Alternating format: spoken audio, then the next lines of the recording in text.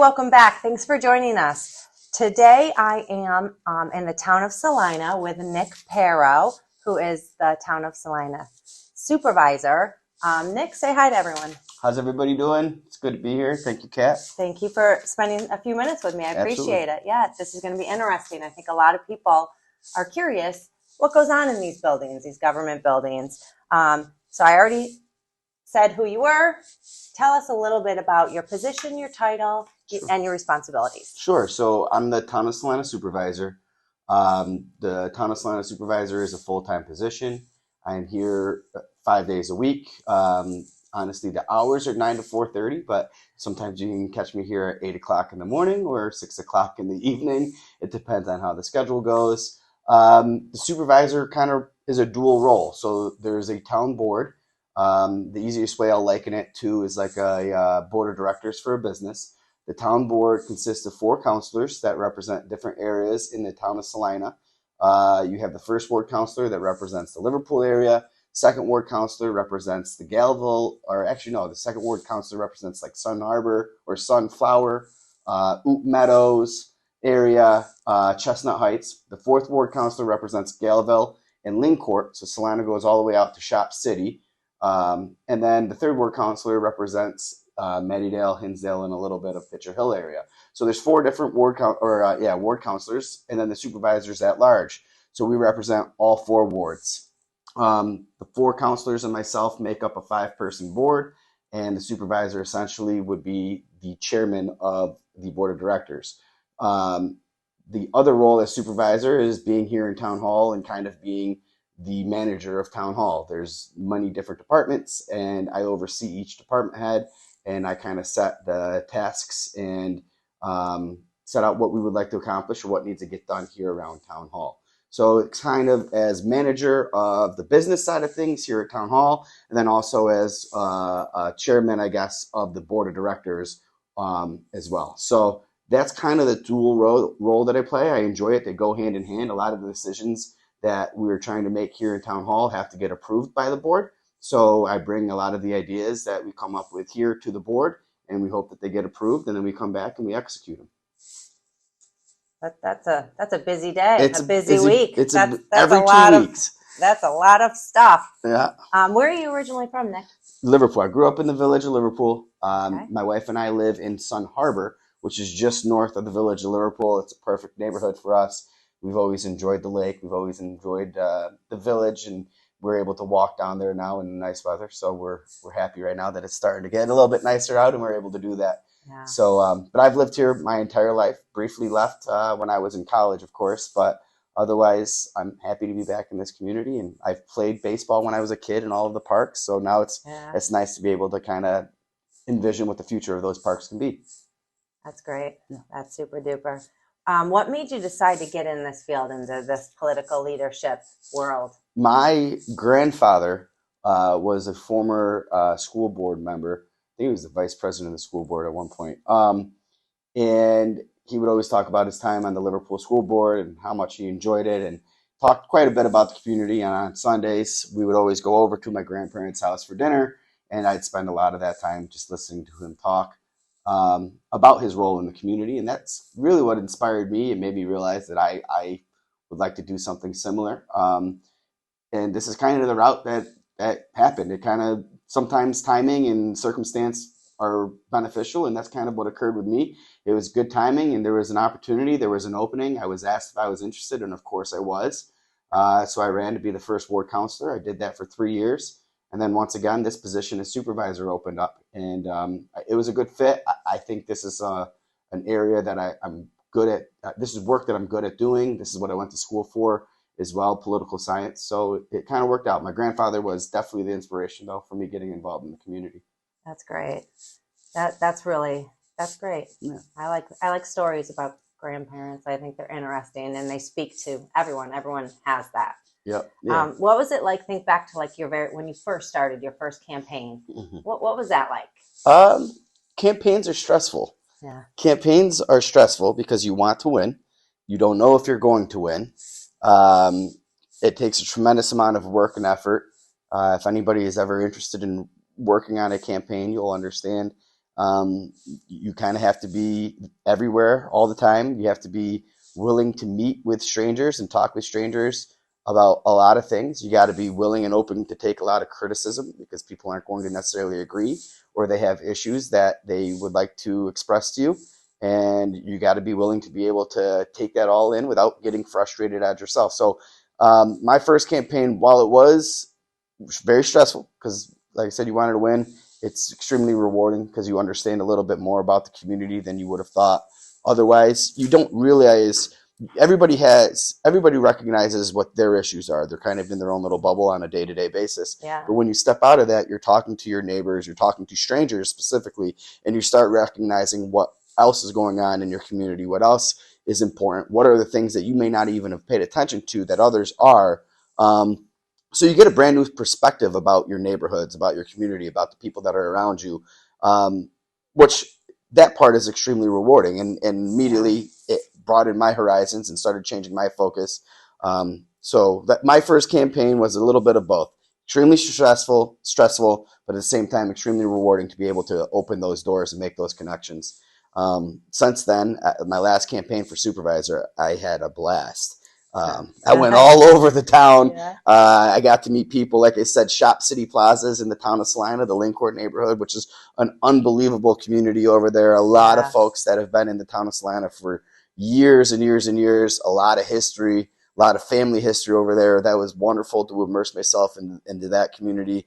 And same thing in Mattydale. Mattydale is a community where I feel like it's kind of gone on the back burners for some time. Mm-hmm. And when I was over there talking to some folks, there was a lot of interest in seeing what can we do to turn this community around. Yeah. And it's kind of driven my initial goals since I've gotten into office. So the last couple months I've been here, a lot of my focus has been specifically in the Mattydale community because it's the community that I think has a tremendous amount of potential. Yeah. It just needs a lot of love. It needs a lot of care, and it needs a lot of nurturing so that way it can emerge from where it's at currently. But that community there, they're ready for it. They were talking to me quite a bit about this is what they would like to see done. They would like to see their community become better. They had a tremendous amount of ideas. We'll talk about it later, but we have some good ideas over in that community that will be exciting to announce as well. Oh, yeah. So, I can't wait to hear about that. I had a studio in Mattydale. I love that community. That's a great little place to be. Yeah. I'll be interested to hear your ideas.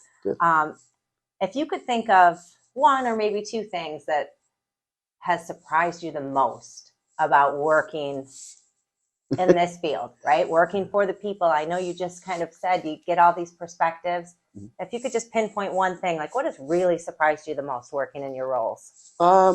This one specifically, what has surprised me the most is how much paperwork I have to do. Yes. To tell you the truth, it is a lot of paperwork that takes a lot of my time. And, I like talking to people. I like being conversational. I like, being able to go around to the different departments and talk about what their goals are and what they're working on for the day. But I do spend a lot of my time behind my desk doing a lot of paperwork. So that was a little bit surprising. The other thing that I find, I guess, surprising is truthfully how much people do rely on my office, on the supervisor's office in town hall. We get phone calls regularly. There's people who come in every single day about issues. So, this is a good place. A lot of resources are here and a lot of people do use it. And if you're not thinking about coming to town hall, if you have any questions or help, you should. I think other people are utilizing it. And I just didn't realize how many people were until I got in this position. So, but that's a good thing. Yeah, that is a good thing.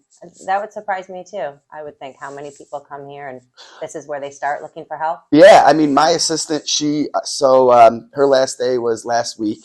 So now my door has been open and yesterday I had 3 constituents that just showed up at my desk. And they just walked right in and they started talking to me and they had their issues or concerns, or even if honestly, some of them just want to tell me a story, which is interesting. They have some type of history or some type of background with the town of Salina.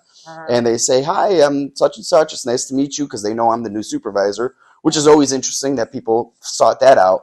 And then they go and they tell me a story. But people like to come into this office. They like to talk to me, whether it's a story or if it's a concern or a question that they have. It happens quite regularly. When I had my assistant, they'd be in her office all the time, and she would try to help them go to where they needed to go. If she couldn't help them, she would bring them back into here. But a lot of people do come in here. So that was a surprise at first, but it's something I enjoy. Oh, that's great. Yeah, that would surprise me too. Yeah. So they just kind of walk on in, and I made an appointment. Yes, you did. Okay, tell me this. This will be interesting, I think, for me and for the viewers. Who are some of your political like idols, role models? Who do you look up to in the political world? You've been in it a long time. You went to school for it. Yeah. So on a local modern day sense, I started my career, I guess you could say, working for the county executive, Ryan McMahon. Mm-hmm. He was the chairman of the county legislature, and he hired me on there to be a legislative aide. And that's where I worked prior to coming here as a supervisor. I worked in the county legislature, and I worked under him until he became the county executive. And working for him was tremendous. I mean, he's an extremely smart guy. He's extremely savvy. He knows how to negotiate. He knows how to compromise, and he also knows how to look out for what the interests are of the people that he represents. He's extremely good at it, and being able to being that was my first job, and taking that in was a tremendous learning experience for me that was extremely beneficial. And then only what he's been able to accomplish since then as the county executive has been something that I found to be extremely impressive. And I would absolutely say that he would be a role model in that sense. He has done a lot of successful things for his constituents, for this county, and those are things that I try to emulate while I'm in this position as well. As what can I do to make sure that I'm serving the residents of the town of Salina in a very powerful and positive way, so the community and them are best served. Another individual that I worked with, who is actually now the minority leader in the state assembly, is Will Barkley. I did an internship for Will when I was in college down in Albany, and it was extremely interesting. But Will was another person that kind of handled himself in a similar manner, where it wasn't exactly loud and rah, rah, rah. They handled themselves in a way where they're not yelling. They're never in a confrontational attitude, but they're able to achieve what they need to get done. And those are similar personalities in respect to Ryan and Will that I think are extremely impressive. And it's something that I myself try to strive for when I'm negotiating or talking with the other board members on issues where we might have disagreement. On a historical context, my biggest idol is Winston Churchill. I'm a fan. I have quite a few different biographies of Winston Churchill. For all his flaws, he was also a tremendous man that I think had global impacts that we still feel today. And honestly, if it wasn't for him, I think the world would be a lot worse off. What he was able to accomplish back in the World War II era, and what he was able to do prior to that and after that, are again tremendous. And he had a very different personality than the two folks I just talked about. He was obnoxious, I guess, at sometimes. That's what I've seen on movies and. Yeah, he was obnoxious, but he was extremely smart in a different way, and was able to get people to kind of go with what his ideas were. And he persevered. That was one thing he had, was a strong perseverance to achieve what he wanted to achieve, and make sure that they were that him and the folks of Great Britain at that time did not give up in the face of what they were facing. So those are personalities, those are individuals that I think that I try to emulate a little bit. I try to pull things from their personalities and try to make it into my own as well while I'm in this position. That's interesting. I wouldn't have guessed that, but that's very interesting. Yes. Everywhere I go, people talk about Ryan McMahon. They love him. I want to talk to Ryan McMahon. Maybe you can make a call for me. All right. So now I want to really kind of dive into you and what you're trying to do here. Talk about some of your accomplishments, a couple that you're the most proud of. I know you have a long list, and I'm going to put them up because I was on your website, and it is very impressive. But if you could pick one or two that you're most proud of, what would those be? So as supervisor, it's been 4 months, or just over 4 months. One of the things that I wanted to do, and that we actually got done recently, which is probably top of my list right now, is the neighborhood revitalization. And those are grant funds that we've been able to put in place with the cooperation of Home Headquarters. where individuals are going to be able to get up to $15,000 loans to fix up the exteriors of their homes. Whether that's a roof, whether it's windows, whether it's facade, whether it's improve landscaping or whatever have you for drainage purposes, anything to kind of fix up the outside or the appearance of your home. You can get up to a $15,000 loan, and it's only a 1% interest on that $15,000, and you'll have 10 years to pay it back. So I think that is a huge accomplishment. It's one of the things I ran on was this idea of neighborhood revitalizations. I believe the first 3 communities are going to be Linkcourt, Galville, and Mattydale. That will be able to get some of this funds. Then after they get their first crack at it, the rest of the town of Salina, those funds will be opened up to them. And then as people pay back those loans, it just kind of rejuvenates the funds that are available for new loans. So it's kind of the money is recycled, and more loans can go to have a greater impact on fixing up the houses throughout the town of Salina, which I think is important. We have a lot of housing stock in Salina. I think it's a little over 11,000 different houses in the town of Salina. A lot of them are post-war houses, so they're smaller. But with the housing market as it is, smaller houses, I think, are kind of a way for people to get something affordable that still suits what they need, because of how expensive it is. If you look at other communities, other cities, other states, they look at communities like the town of Salina that are just ripe for new family reinvigoration, new families to move there and start there. These don't just necessarily become starter homes. They become long-term homes where people are building and putting down new roots in their community. So I would like to position Salina in that similar fashion, and I think being able to have these funds available to fix up some of the houses that may have gone a little while without some care or have gotten a little dilapidated, I think will be a boost to help move those neighborhoods forward. So that's my biggest number one thing I'm happy that we were able to get accomplished. Yeah, that's great. If someone, before you tell me about your next one, if someone wanted to get more information about those, if they were in one of those 3 starter communities, how could they do that? Go to Home Headquarters website, their website, or give them a call. They will be able to they will facilitate the entire process. They will get you into either the loan program that we are offering ourselves. And in fact, Onondaga County is offering 2 different loans as well for the town of Salina for similar purposes, fixing up homes. So there's actually 3 different loan programs available for town of Salina residents to help them fix up their homes.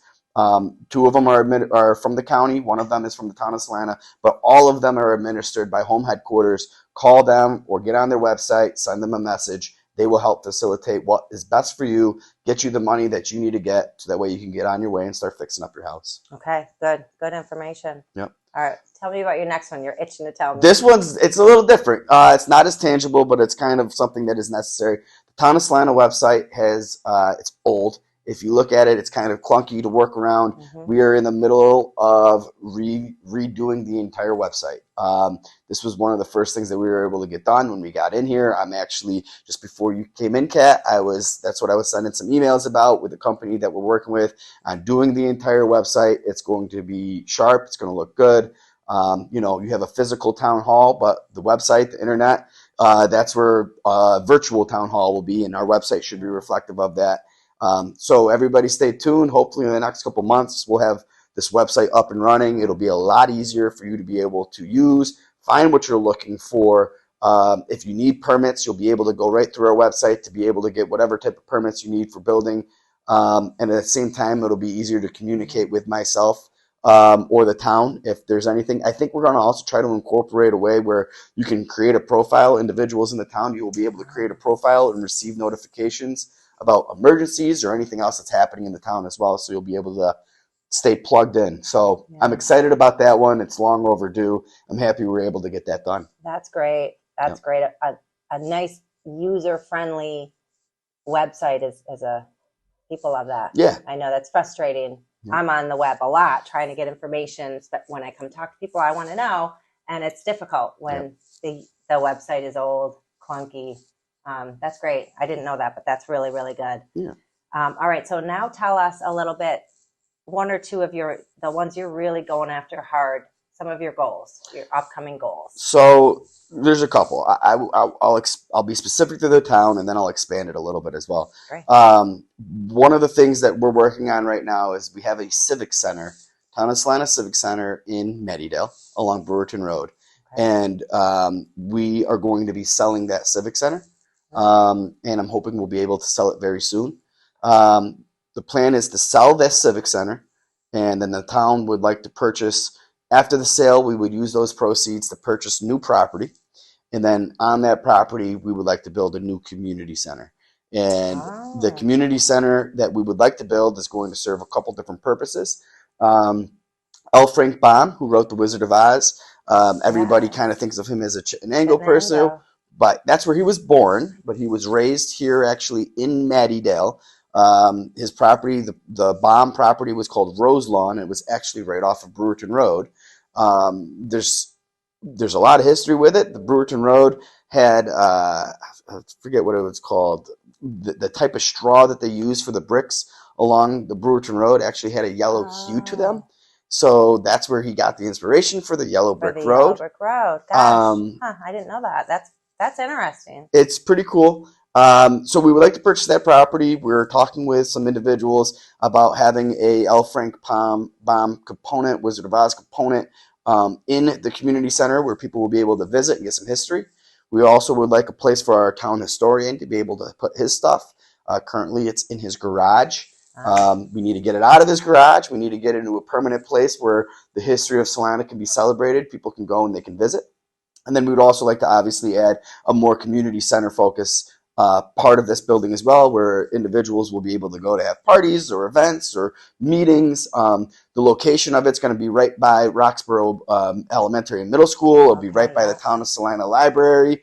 So there's going to be a lot of community connection to this, and I think it'll be a better building, better served. It will be right on Brewerton Road, which is a road that, again, goes back to my thoughts of it needs some love, it needs some care. Yeah. We have an opportunity along that stretch. The county gave us $1.25 million to fix up businesses along that way. So businesses, if they're interested, they got to call Town Hall. We have an application. They can get money to help fix up the exteriors of those businesses. And a new community center along that stretch, I think, would be a good spark to help rejuvenate that commercial corridor. So that's a big thing. A lot of moving parts. We're moving good right now. Like I said, the Civic Center is for sale. Once it's for sale, we can try to purchase the property. After we purchase the property, we have some funds available for us to start trying to prep the site. Other goals on a larger scale, I've been working with in cooperation with some of our state representatives, is with 81 likely to be coming down and in the circumstance of what that's going to do to the town of Salina. There is no mistake about it. The town of Salina has a study. We are going to be negatively impacted. It will have an impact on how much revenue the town will receive from commercial properties along the 7th North Street corridor, as well as some areas on Old Liverpool Road as well. This is a major concern. And I have been trying my hardest to get some relief from the state for us. So one of the things I was pushing was free throughway tolls. This is a bill that is in the Senate and the Assembly currently. Last I was told, the bill passed the Transportation Committee, and it was in the Ways and Means Committee of the Assembly. So how it would work is after it gets out of the Transportation Committee, it goes to Ways and Means. After Ways and Means, it goes to the floor for a full vote. After it passes the Assembly and the Senate, the governor would then get to be able to sign it or not sign it, veto it. Okay. It is in the Senate right now. Senator Mannion is pushing that, and Assemblyman Magnarelli is pushing it in the Assembly. But the bill is there. It's moving forward. I'm hopeful. I'm keeping pressure on it to try to get some free throughway tolls through all of Syracuse. Town of Salina has 3 exits. It's actually one of the few towns, it might be the only town along the entire stretch that has 3 exits fully contained within the town borders. So that's one of the big ones. You have a petition. You want the voice of the people, right? Correct. I went on. I signed that petition. Thank you. Yep. Everyone should do that. It's a big deal. NickParo.com, my name, NickParo.com. First thing on my website is a button. You click it and you can sign the petition. I think we have a little over 250 signatures or something like that currently. And as I keep sending it to them periodically, as more people sign it, saying the number's up to this. So if you get a chance, get to the website, please sign it. It's a benefit to Town of Salina residents because, like I said, of the 3 exits that we have here, but it'd be a benefit to the entire region. So you don't have to be a Salina resident to sign it. One of the other things that I've been pushing that for is funding. I said, look, if you're going to destroy these commercial corridors that grew up around 81, then you need to provide us with the funds to be able to reposition those corridors for ourselves. So that's one of the other things that I'm pushing larger than the Town of Salina, working with the state to try to accomplish. Great. Okay, good. That's good stuff. Yep. I appreciate this. This is really, really good information. Good. All right. On a personal, and I won't spend a lot of time personal, but Sure. People want to know on a personal level, if you could think of one thing that people don't know about you that they might be surprised to hear, what would it be? That I am in law school. Yes. Well, actually, that's on your website. Is it? Yes. Okay. I didn't know it was on my website. I apologize. That people don't know about me. I don't know. That's interesting, though. Let's talk about law school. I'm pretty forthcoming. Yeah. There's not much that people probably don't know about me. I'm pretty forthcoming. I'm out in the community quite a bit. A lot of people do know who I am, and if you don't, I'd be happy to talk to you and tell you all about myself. Just come on in. You don't have an assistant to. I don't. To keep just them out. just walk right in. I'll be here. So I've been married for 3 years. My wife and I, and she's an event planner. She's a wedding planner. She lives a much more interesting life than I do. I think sometimes because she likes to do all these parties. We don't have kids yet. We're hoping to have kids soon. Oh, so see, that's good. That's good personal, juicy stuff. People love to talk about kids. Yeah. So that's that. So there's a little bit personal stuff about it. Well, that's myself. Wonderful. Yep. That's good. Good enough. Okay. Law school is great. Yeah, that's really impressive that you're doing that on top of all of this. I read that you're doing that part-time. Part-time, evenings and weekends. It started because I was bored.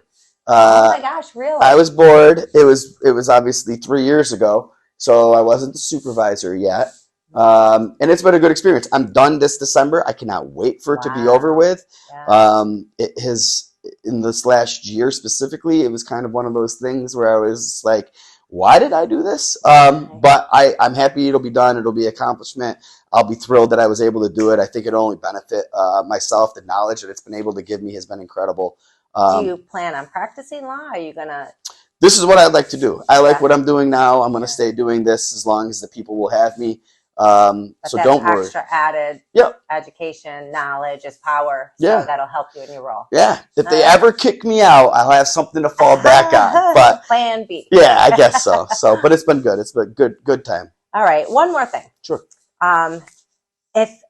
If you had to think of one, maybe not outrageous, but if you have one, that would be cool. Your most memorable experience throughout since your first day on the political platform. What would it be?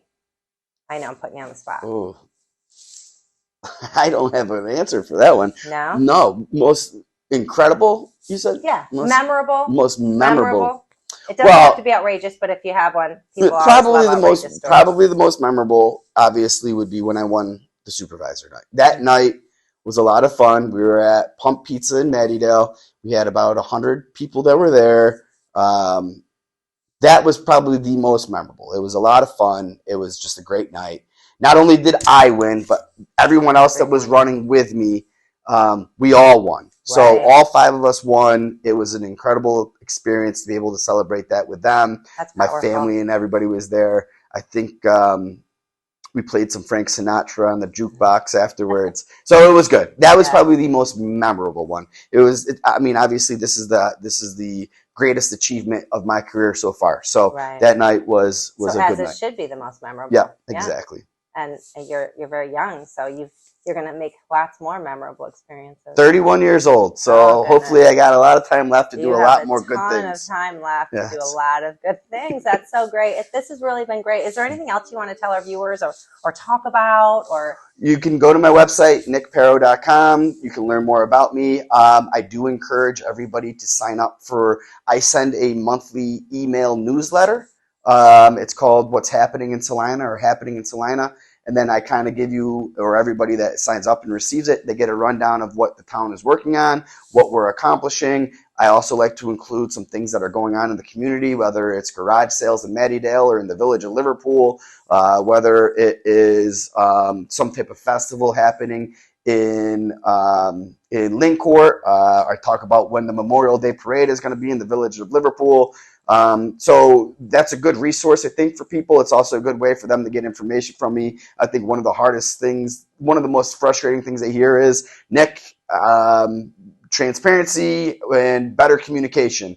And I'm trying my best. This is my opportunity to be able to communicate with you. You can respond to those emails with any questions. So sign up for the email newsletter. You can do that right on my website, nickparo.com.